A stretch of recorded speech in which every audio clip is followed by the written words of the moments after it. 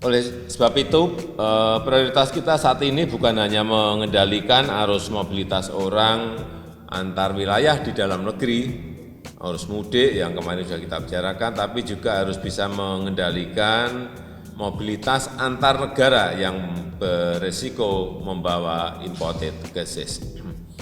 Pertama, arus kembalinya WNI dari beberapa negara, ini terutama yang dari Malaysia, ini betul-betul perlu kita cermati karena ini menyangkut bisa ratusan ribu, bisa jutaan WNI yang akan pulang.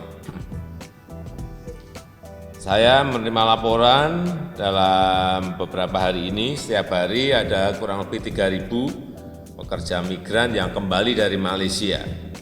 Selain pekerja migran di Malaysia, kita juga harus mengantisipasi kepulangan dari para kru kapal, pekerja ABK yang ada di kapal. Perkiraan kita ada kurang lebih 10.000 sampai 11.000 ABK.